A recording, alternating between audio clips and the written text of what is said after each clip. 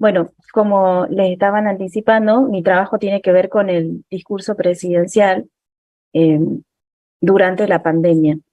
A finales de marzo del 2020, la Argentina inició un periodo de confinamiento obligatorio a nivel nacional debido a la pandemia producida por COVID-19. Este suceso constituyó un acontecimiento histórico mundial de consecuencias sanitarias inimaginables hasta ese momento para todos, creo. Y hay que destacar que el contexto argentino en ese momento era bastante caótico. El país se encontraba al borde del default, con una moneda despreciada, en profunda recesión y con el inicio de un gobierno de coalición recién elegido. En los medios de comunicación se cuestionaba el poder de decisión que tenía el reciente presidente Alberto Fernández frente a la vicepresidenta Cristina Fernández, quien lo había convocado para conformar la dupla que finalmente ganó las elecciones el año anterior. El 20 de marzo del 2020 se inició un periodo de aislamiento social preventivo y obligatorio para todo nuestro país.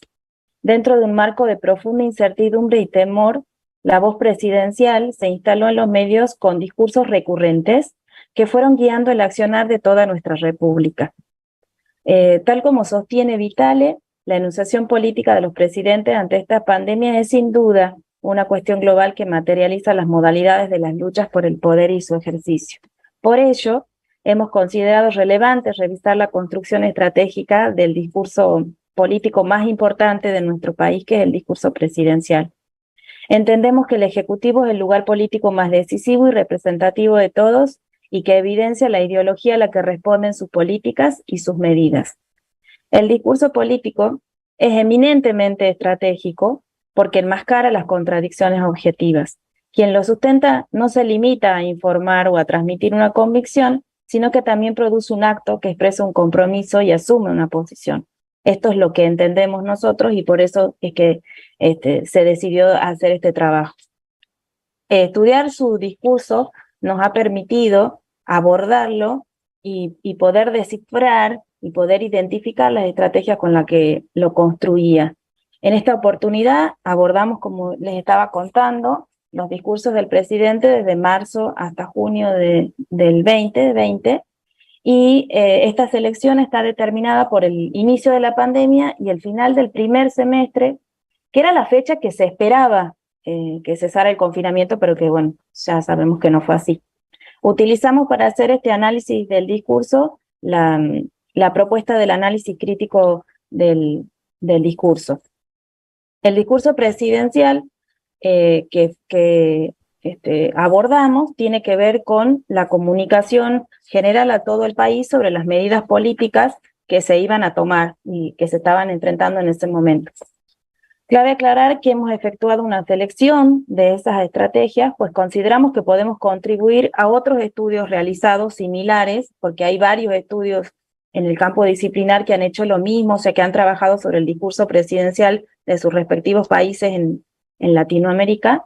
En nuestro caso particularmente, hemos trabajado sobre el uso de distintas estrategias para la construcción de la imagen presidencial en relación con el poder y con otros discursos circundantes, analizando, por un lado, los usos de los pronombres y las personas verbales, por otro lado, la construcción del discurso sobre la verdad, y en una tercera instancia, el empleo de términos empáticos que utilizó el presidente Fernández. De marzo a junio, el presidente emitió por cadena nacional 5 discursos, en los que se pudieron observar cambios permanentes en el uso de la primera persona singular y la primera persona plural para referirse o incluirse a sí mismo, ¿no?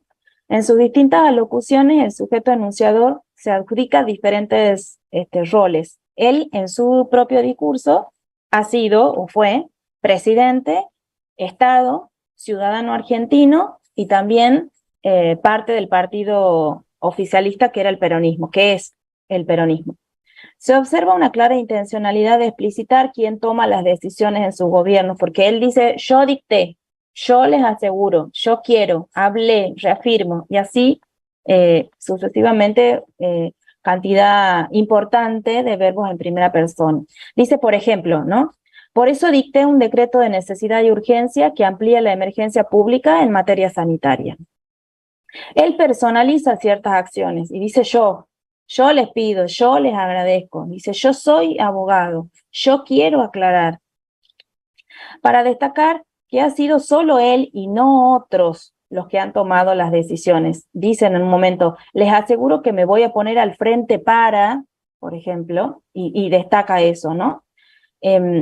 Mediante estos usos pronominales, responde a quienes cuestionan la independencia que él tiene o el poder de decisión que tiene respecto a la vicepresidenta Fernández de Kirchner, que era la crítica constante que recibía en ese momento, y de hecho es muy conocida la imputación que se le hacía y que se le decía, en los medios se le solía decir que era un títere de Cristina. Entonces es comprensible que él haya hecho un uso enfático de la primera persona singular en su discurso. Hay que pensar que él estaba luchando por el poder, por la legitimidad del poder en ese momento, y para que todos los que lo oyéramos, que eran todo el país, pudiéramos reconocer esto, ¿no? Por otra parte, también usa el pronombre de la primera persona plural para hacer referencia al gobierno o a su partido, que es el oficialismo, y dice, quiero que sepan qué es lo que estamos haciendo para dar respuesta al avance de este virus que se extiende cada día en todo el mundo. Ese es un ejemplo, ¿no? Pero así hay varios. Aquí, si bien hay una distinción de Fernández como ejecutor de las acciones, se observa la necesidad de mostrar que detrás de sí existe un grupo de personas que lo acompañan. No está solo, y ello habla de su poder como líder dentro de un equipo. Es decir, por un lado, es importante que se muestre como sujeto independiente e individual, pero por otro es necesario que sea parte de un conjunto de personas idóneas, que en eso se hace hincapié, y preparadas con las cuales trabaja para sacar adelante el país en tiempos de pandemia. Este trabajo en equipo puede producir mayor credibilidad a los oyentes frente a las decisiones de restricciones, ya que son tomadas bajo la asesoría de profesionales y especialistas. A su vez también el presidente utiliza un nosotros que incluye a todos los argentinos para mostrarse como parte del problema y generar empatía por integrar el pueblo. Dice, por ejemplo, yo creo que es eso lo que nos hizo distintos. Y como siempre digo, tantas veces que los argentinos buscamos epopeyas, miren, esta es una epopeya del pueblo argentino, que no debemos perder el foco de lo que estamos haciendo como pueblo, ¿no? Esta selección de la primera persona plural lo sitúa dentro de un contexto de cercanía con el auditorio, pues lo que está pasando les está pasando a todos, nos está pasando a todos, dice él. Así también recurre al uso de un nosotros con otro grupo de personas, en este caso con los gobiernos de Axel Kicillof, que es el gobernador de Buenos Aires, y de Horacio Rodríguez Larreta, representante de la oposición política en Argentina en ese momento y todavía hoy, y dice, pero una vez más reafirmo y reafirmamos, y estaban los tres sentados frente a cámara, porque así se dieron estos discursos con los tres políticos como más importantes de nuestro país sentados juntos, decía él, pero una vez más reafirmo y reafirmamos, estoy seguro que estoy hablando en nombre de los tres, decía, que lo que más nos preocupa es cuidar la salud de nuestra gente.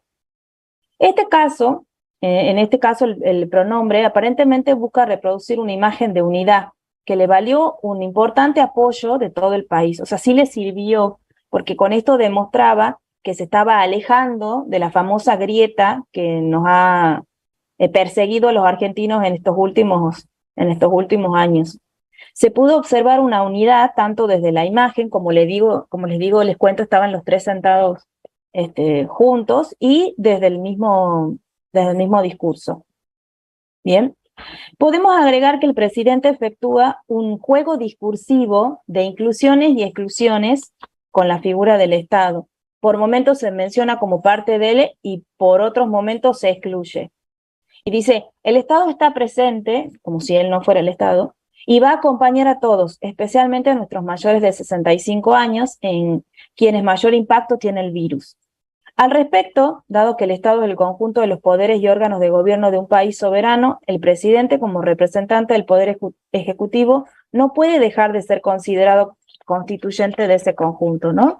Este procedimiento de autoinclusión y exclusión parece generar un discurso un poco confuso con respecto a la responsabilidad de qué es lo que le cabe al poder ejecutivo. Quizás esto nos permite inferir ciertos grados de compromiso personal que asume frente a las políticas de gobierno, como los planes o las excepciones sobre las restricciones, ¿no? Eso es una cuestión para pensar. El presidente también, en su discurso, aparte de este juego del quién les habla, de la construcción del yo, trabajó o usó mucho el tema de la verdad para referirse a los ciudadanos. Apareció en reiteradas oportunidades. De hecho, la palabra verdad se mencionó 75 veces a lo largo de los 5 discursos. Evidentemente había una necesidad de circunscribir sus hechos dentro del contexto de la verdad, ¿no? Porque, bueno, había muchos discursos alrededor que decían que todo esto era una mentira, que todo era un engaño, y yo creo que se puede pensar que tenía mucho que ver en forma de respuesta a esto, ¿no? La mención reiterada del concepto de verdad nos permite inferir la necesidad de mostrarle al otro, que el otro era el país entero, que había una relación con la verdad y que esto que él decía era la verdad, ¿no? Dice, la verdad es que hicimos muchos esfuerzos porque la gente lo comprenda, por ejemplo. Entendemos la concepción de la verdad como lo define la RAE, y en cuanto a esto, que tiene conformidad con las cosas y en el concepto de que ellas se forman en la mente, ¿no? Que hay una conformidad de lo que se dice con lo que se siente y lo que se piensa y que no se puede negar racionalmente. Esta necesidad se construye del distanciamiento que parece establecerse con quienes mentían, porque, como les digo, había una lucha permanente en ese momento con este discurso de que esto que nos estaba pasando era mentira, ¿no? Entonces podemos hablar de un discurso político que se construyó alrededor de la verdad, con esta intencionalidad de decir, háganme caso, lo que les estoy pidiendo, porque estamos diciendo la verdad. El discurso político como práctica es un modo eficaz de mantenimiento de las relaciones de poder. Bueno, y esto lo estábamos viendo acá, cómo se conjugaba, ¿no? Esta lucha de disputarse la verdad. Fernández estaba defendiendo y justificando sus decisiones sobre el ASPO frente a las evidentes posturas de la oposición. Construyó una imagen desde la dicotomía verdad-mentira para sentar una de las bases del modelo interpretativo de la sociedad que proponía, apelando a un término valorado positivamente por la sociedad como lo es la verdad. Por el otro lado, también hablaba de la verdad a partir del uso adverbial de modo, ¿no? Y decía verdaderamente, o decía en verdad, como todo el tiempo recurriendo a esa estrategia. Y por último, también abordamos y trabajamos la cuestión de la recurrencia en su discurso a los términos empáticos, ¿no? Él trabajó o utilizó en su discurso términos como lamentablemente, cariño, afecto, y decía, por ejemplo, hasta este momento, en el momento en el que les hablo a ustedes, tenemos 3.780 casos confirmados y tenemos 186 fallecidos, lamentablemente. Los vocablos evidencian que buscaba construir una imagen positiva de él, relacionándola a los sentimientos.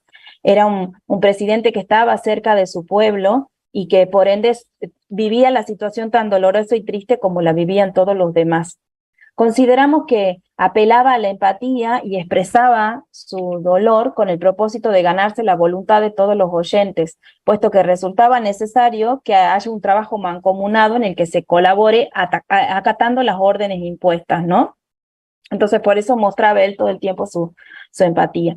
Para concluir, y tratar de respetar el tiempo, decimos que lo hecho, el análisis realizado, nos permite concluir que en el estudio del discurso presidencial no solo se puede reconstruir información sobre el contexto de la pandemia, sino también el marco de luchas discursivas y políticas que se estaban realizando en ese momento frente a la crisis sanitaria.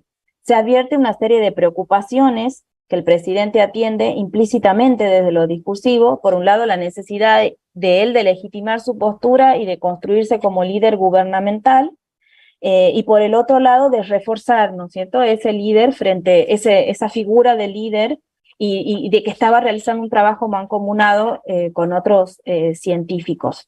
Se evidencia el propósito de mostrar un gobierno fortalecido y democrático que mantiene consenso con la oposición. No obstante, el juego este de la autoinclusión y la autoexclusión de la figura del Estado parece mostrar una falta de compromiso real con las medidas políticas. Bien, para terminar, consideramos que el discurso presidencial responde a numerosos flancos que cuestionan su autoridad y que además defiende la ideología del partido peronista que estaba tan denostado en ese momento por haberse unido al kirchnerismo. Muchas gracias, eso es todo.